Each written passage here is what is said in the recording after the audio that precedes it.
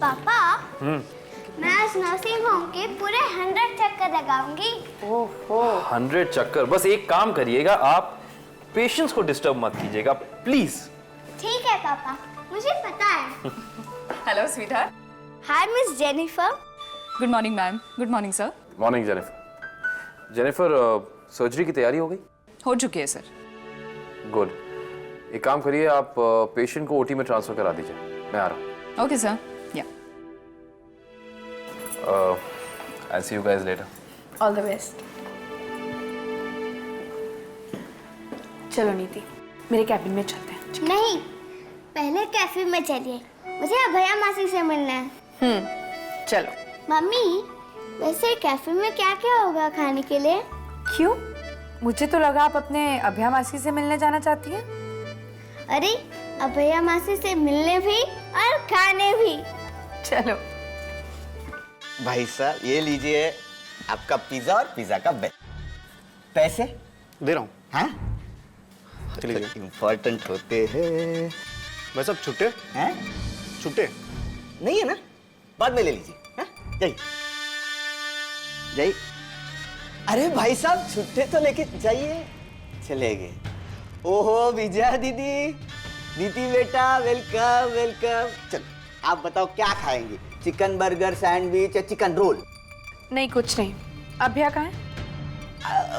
उसकी तबीयत कुछ ठीक नहीं है। क्या हुआ उसे? एक कैफे का काम जो बढ़ गया है तो थोड़ा सा स्ट्रेस आ गया उसको। हाँ विजया दीदी मुझे मालूम है, आपने यहाँ आने से मुझे मना किया है। और एक दिन ये कैफे बंद रहा तो जो कुछ नुकसान होगा तो वो तो हम सह लेंगे हैं? लेकिन क्या है, नर्सिंग होम के लोगों को दिक्कत हो जाएगी। वो बेचारे नाश्ता करने कहाँ जाएंगे, खाना खाने कहाँ जाएंगे, ये सोचकर मैं यहाँ चला। बताओ नीति बेटा क्या खाओगी आप? सैंडविच? नहीं कुछ नहीं, हम ऑर्डर करके मंगवा लेंगे। बिल्कुल जी। चलो नीति अच्छा। हाँ, मंगवा लीजिए। वैसे बर्गर बहुत फ्रेश है, ऑर्डर कर दीजिएगा।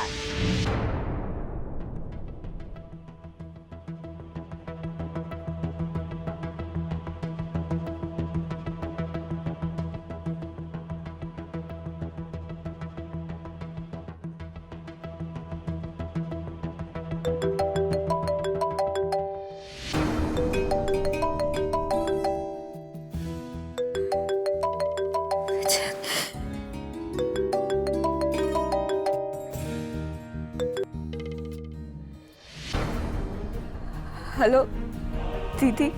अभया कैसी तबीयत है अब तुम्हारी?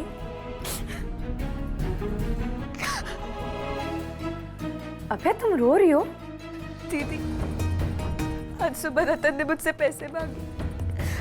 मैंने उसे मना कर दिया तो उसने मुझे बेडरूम में धकेल कर कमरे में बंद करके चला गया।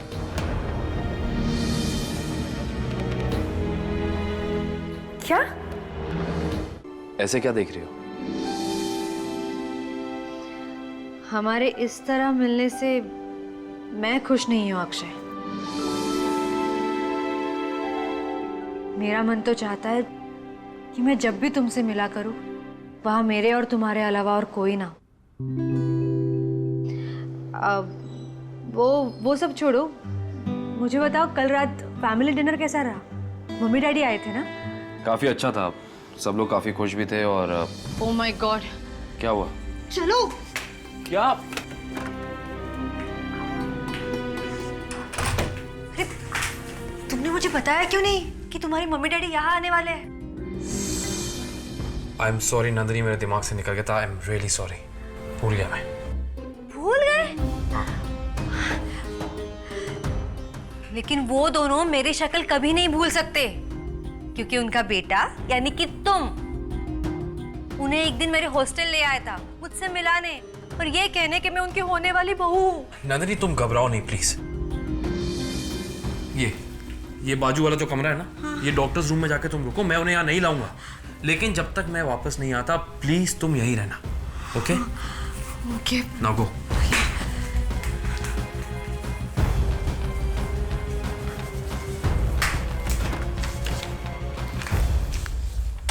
एक अच्छे सर्जन होने के साथ साथ ये मेरे सारे कामों में मेरी बहुत मदद करते हैं। लेकिन फिर भी बेटा, मैनेजर की जिम्मेदारी तो बहुत बड़ी होती है ना। करेक्ट माँ। एक्चुअली विजया के बिना ये नर्सिंग होम संभल नहीं सकता था। Thank you.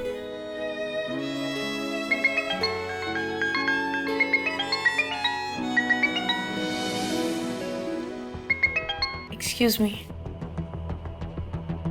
हाँ प्या, दीदी, रतन से बात हुई? वो आएगा ना दरवाजा खोलने? थैंक गॉड अभया, मुझे लगा तुम्हें कुछ हो गया है। अभया, मैंने तुम्हें बताया था ना कि अक्षय के पेरेंट्स आए हुए हैं। जैसे ही वो जाते हैं मैं रतन को लेकर खुद आती हूँ। प्लीज तुम तब तक रिलैक्स करने की कोशिश करो। ध्यान रखो अपना।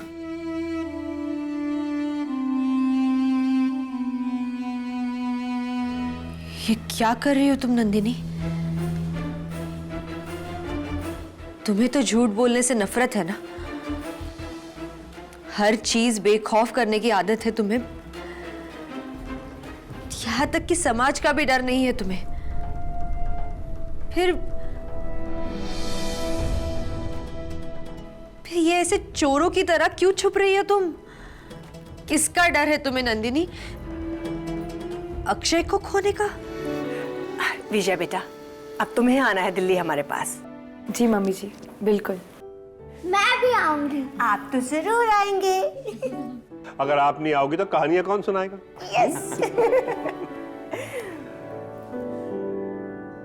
विजय बेटा, क्या बात है, परेशान लग रही हो? नहीं तो कुछ भी तो नहीं। विजया, मैं मॉम डैड को होटल के बाद एयरपोर्ट छोड़कर लौटूंगा। ओके? जी। मैं भी चलूंगी। ठीक है, तुम भी चलना, लेकिन पहले दादा दादी को गाड़ी तक तो ले जाओ। मैं अभी आता हूँ। ठीक है। आइए दादाजी। चलो। आइए दादी। चलो।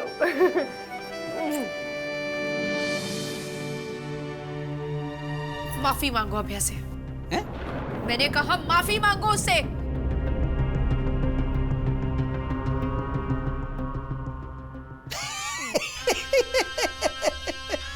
मैं और इससे माफी मांगू?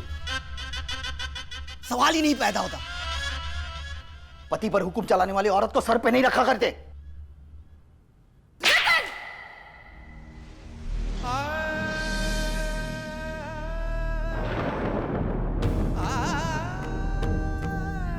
सुन लिया ना तुमने?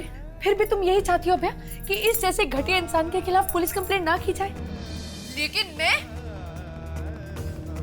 यहाँ देखो रतन, यहाँ देखो, आज यहाँ जो कुछ भी हुआ है अभया के कहने पर मैं भूलने को तैयार हूँ। लेकिन अगर तुमने दोबारा अभया के साथ ऐसी बदसलूकी करने की कोशिश भी की ना रतन, तो मैं अभया, तुम भी सुनो। अगर इसने दोबारा तुम्हारे साथ ऐसी कोई भी हरकत करने की कोशिश की तो उसी वक्त तुम मुझे खबर करोगी, क्योंकि इसका इलाज वो तो मैं करवा कर रहूंगी। लेकिन इसके साथ साथ तुम्हें भी अपने घर ले जाऊंगी हमेशा हमेशा के लिए, जहां तुम्हें इसकी शक्ल तक देखने को न मिले।